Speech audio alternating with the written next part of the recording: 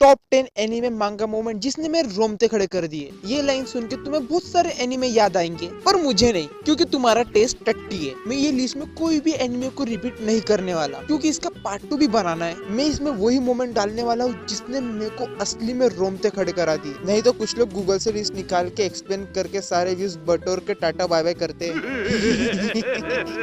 One piece में बहुत सारे आइकॉनिक मोमेंट है, जैसे कि काटाकुरी वर्सेस रूफी, नथिंग हैपेंड, नामी का स्ट्रॉ हैट। पर सांजी वर्सेस एनएल ने मेरा सांजी को देखने का नजरिया बदल दिया। ये मोमेंट का बिल्डअप बहुत सही था। एनएल ने उसको बिजली मार के गिरा दिया, पर उसको बचाने के लिए नामी वीवर बोट लेके आती है, लेकिन एनएल था चालाक। वो डंडे से उसके के हाथ को नीचे कर लेता। मैं झूठ नहीं बोलूंगा, मैंने जब ये पहली बार देखा मेरे को इतनी हंसी आई। एनएल भाई इतनी बेकार बेइज्जती नहीं करते। पर उसके अगले मोमेंट ही सांजी लात मार के उस सबको वहां से हटा के खुद आ जाता। सांजी अपने आप को सेक्रीफाइस करता उस सबको बचाने के लिए। जोर और लूफी के लिए मर सकता था, पर सांजी सारे स्ट्रॉ हेड के लिए अपनी जान दे सकता है। इसके कारण मेरा सांजी फेवरेट कैरेक्टर है। पर जब एनएल की लाइटनिंग सांजी को हिट करती, ये ब्लास्ट इतना जोरदार था, सांजी पूरा जल जाता। वो समय सांजी के मुंह में सिगरेट रहती है, लाइटनिंग के कारण वो जल जाती। ये समय सांजी अपने आइकॉनिक डायलॉग बोलता है, थैंक्स, मुझे लाइटर की जरूरत थी। ये समय में समझा था सांजी सही में कुक कर रहा था प्री टाइम स्किप के समय। सांजी अपने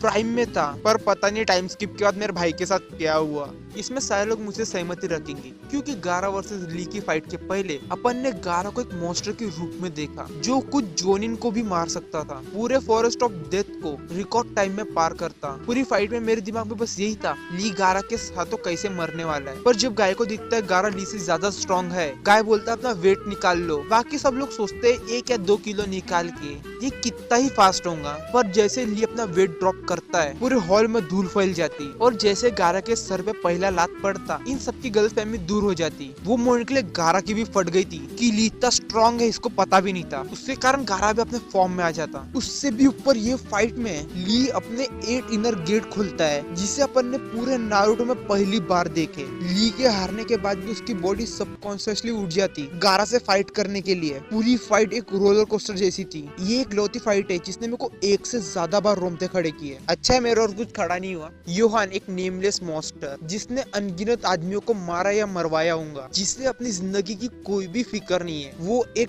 ट्रू मॉन्स्टर है जिसका एंड गोल एक परफेक्ट सुसाइड करना रहता है। ये इंसान को देखते से ही रोंगटे खड़े होते हैं। तो सोचो, अगर तुम्हारे पास गन है और ये खुद के सर पे पॉइंट कर रहा है, तो तुम्हारे दिमाग में क्या चलेगा? क्या तुम ट्रिगर पुल करोगे या नहीं? और मैं इसमें मॉन्स्टर का एनीमे काउंट नहीं कर रहा हूँ, इसमें मैं मांगा की बात कर रहा हूँ। जब तुम एक के बाद एक पेज पलटते हो, तब तुम्हें समझ में आता है ट्रू सस्पेंस क्या रहता है। और पूरे मॉन्स्टर में सबसे आइकॉनिक मोमेंट वो लगता है जब लास्ट में टेनमा गन पॉइंट करता है योहान पे, पर योहान बिना डरे अपने सर पे पॉइंट करता है, और वो चेक करता है कि टेनमा में रेजोल्यूशन है कि वो इसको कर सकता है कि नहीं। यानी बेसिकली बोलूं तो मैं, टेनमा में गुदा है कि उसको मारे कि नहीं। एक बंदा जिसे लोग सेकंड हिटलर बनाना चाहते थे, और वो उससे भी बड़ा मॉन्स्टर बना, उससे तुम क्या ही एक्सपेक्ट कर सकते हो। और ये बंदा 2 चाइल्ड एक्सपेरिमेंट का हिस्सा था, 511 किंडरहाइम और दी रेड रोड मैंशन का। और 511 किंडरहाइम में अपन सबका फेवरेट दी मैग्निफिसेंट स्टाइनर भी था, वुल्फ गैंग ग्रीमर। तो ये लिस्ट में अपनी सेकंड मांगा आती है ओयासुमी पुनपुन। तुम लोग इसके नाम पे मत जाना, तुम इसका नाम सुन के लगेगा ये स्लाइस ऑफ लाइफ मांगा है। वैसे तो ये स्लाइस ऑफ लाइफ है भी, पर इसमें 100 गुना ट्रॉमा बढ़ा। ये मांगा ने जो मेरे को गूज़बम्स दिए वो है आयको की डेथ। पुनपुन और आयको अपना घर बार छोड़ के भाग गए थे, क्योंकि पुनपुन ने आयको की माँ को मारा। और स्पॉयलर्स अलर्ट, उसने नहीं मारा था, आयको ने मारी थी। ये गिल्ड के कारण वो सुसाइड कर लेती है। उसे पता था ये दुनिया में उसके लिए कोई जगह नहीं है, कोई भी जगह उसे बचा नहीं सकती। और ये दुनिया में जो इंसान को सबसे ज्यादा पसंद करती थी, वो भी उसे लगभग नफरत करता है, वो है अपना पुनपुन। तो उसको और कोई चॉइस नहीं दिखती। मैं झूठ नहीं बोलूंगा, वो मोमेंट पे मेरे को फ्लैशबैक आते हैं जब मैं स्टार्टिंग के वॉल्यूम पढ़ रहा था। पुनपुन, आयको और उसके दोस्त लोग आसमान में तारे देखते हैं। वो मोमेंट मेरे को याद आता है, और मैं सोचता हूँ कहाँ से कहाँ पहुंच गया। एक रॉन्ग डिसीजन के कारण, जिसके कारण आयको ने सुसाइड करी। और इससे भी दर्दनाक था पुनपुन का रिएक्शन आयको की डेथ के बाद। पुनपुन के दिमाग का भोसड़ा होगा कि ये क्या हो गया। उसने उसकी बॉडी को 4 किलोमीटर, 4 भी नहीं उससे ज्यादा ही किलोमीटर अपनी पीठ पे लेके गया। उसके बाद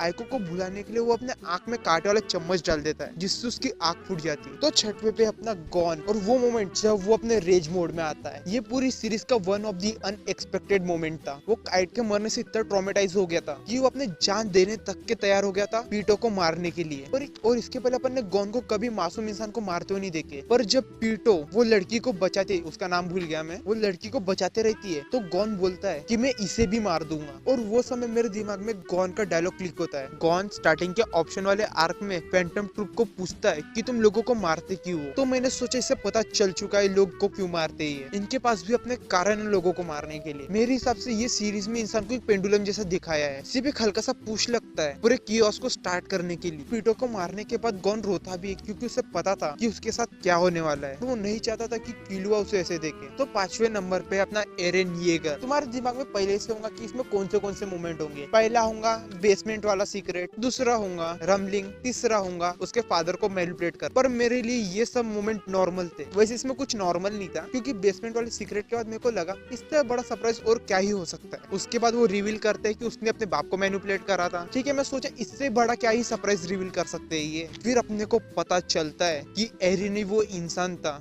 जिसने अपनी माँ को मरवाया। ये मोमेंट के पहले मैं एरन के फुल सपोर्ट में था। चल भाई तू कितने भी करोड़ लोगों को मार ले भाई, तू मेरा भाई है। पर जब वो रिवील करता है कि वो था जिसने उसकी माँ को मारा, वो समय ऐसा था मेरी पूरी काया पलट गई और मैं अपनी चॉइस को क्वेश्चन करते बैठ गया। भाई मैं सही इंसान को सपोर्ट कर रहा हूँ ना, मैं ऐसे इंसान को सपोर्ट करता हूँ जिसने पूरी दुनिया को मारा, पर मैं ऐसे इंसान को सपोर्ट नहीं करता जिसने अपनी खुद की माँ को मारा, वो भी अपनी खुद की आजादी के लिए। और ऐसा भी नहीं उसकी माँ बहुत हरामी थी, उसकी माँ उससे बहुत प्यार करती थी, इतना कि वो खुद को सेक्रीफाइस कर देती है एरन को बचाने के लिए। क्योंकि जब वो घर के नीचे दबी रहती है उसके पैर नहीं टूटे रहते, पर तो भी वो एरन को भागने बोलती है उसको बचाने के लिए। ये मोमेंट के बाद मैं एओटी को अलग ही नजरिए से देख रहा हूँ। पर जब उकियोरा इचिको के छाती में छेद कर देता है तब उसका ट्रू फॉर्म रिवील होता है जो है वास्टोलॉर्डो फॉर्म। अगर मैं गलत प्रोनाउंस कर रहा हूँ तो मेरी मदद कर देना कमेंट में। ये ट्रांसफॉर्मेशन के बाद इचिको अपना कंट्रोल खो देता है और ये चीख सुन के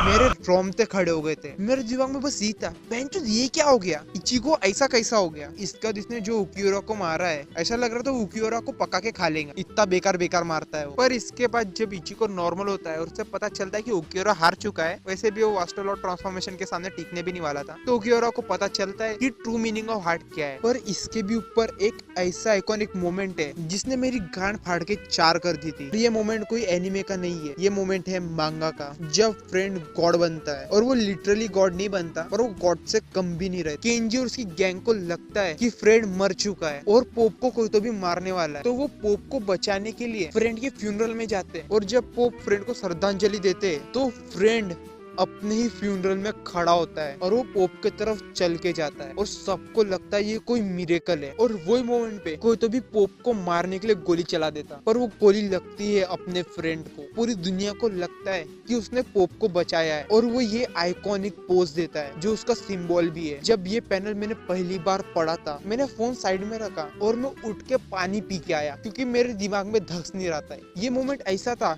जिसके कारण केंजी और उसकी गैंग सबके लौड़े लग चुके थे, क्योंकि ये दुनिया में और कोई भी इंसान नहीं था जो उन्हें रोक सके। जिसने अभी तक 20th सेंचुरी बॉयज नहीं पढ़ा है, तुम अपनी जिंदगी में बहुत बड़ी चीज मिस आउट कर रहे हो। पर इसके भी ऊपर एक मोमेंट है जिसने मेरा बचपन बना के रख दिया, गोकू का first time super Saiyan transformation. ये मोमेंट पूरे एनिमे हिस्ट्री का सबसे आइकॉनिक मोमेंट है। अगर तुम इसके ऊपर कोई भी मोमेंट रखते हो तो वो तुम्हारा पर्सनल फेवरेट होगा, क्योंकि ये ट्रांसफॉर्मेशन ने पूरे एनिमे इंडस्ट्री को शेप करा है। इसका बिल्डअप 19 एपिसोड तक के था। ये सेकंड लॉन्गेस्ट रनिंग फाइट है पूरे एनिमे हिस्ट्री में। जैसे गोकू सुपर सैयन में ट्रांसफॉर्म होता है, फ्रीजा को पता चल जाता है उसके लोड़े लग चुके हैं। ये सीन में कभी कभार वापस देखता हूँ तो मेरे को पूरा नॉस्टैल्जिया हिट करता है। मैं डबल टीवी के सामने बैठ के ये मोमेंट देख रहा हूँ। पर इसके ऊपर एक और मोमेंट है जो मेरा पर्सनल फेवरेट है, जोजोस बिजार एडवेंचर के पार्ट 6 की एंडिंग। जिसने जोजो नहीं देखा है भाई, तुम लोग ये वीडियो यही से छोड़ के चले जाओ, मैं मजाक नहीं कर रहा हूँ। क्योंकि एक इंसान जो लगभग गॉड बन चुका था, जिसे दुनिया में कोई भी नहीं हरा सकता था, उससे एक बच्चा मारता है। एक बच्चा जिसने भगवान को मारा, एक ऐसा विलेन जिसके पास समय को फास्ट करने की ताकत है, जो एक ऐसा यूनिवर्स बनाना चाहता था जहाँ पे लोगों को अपनी डेथ के बारे में पता रहे पहले से, एक परफेक्ट दुनिया। वो एक बच्चे के हाथ मारा जाता है जिसके सारे दोस्तों को पूछी ने मारा है, और वो बच्चे को मिलता है परफेक्ट एंड। पर वो एंड ऐसा रहता है जो दुनिया में उसे कोई भी याद नहीं करता, पर उसके सारे दोस्त जिंदा है। और वो मोमेंट पे अपने पास ये आइकॉनिक डायलॉग आता है,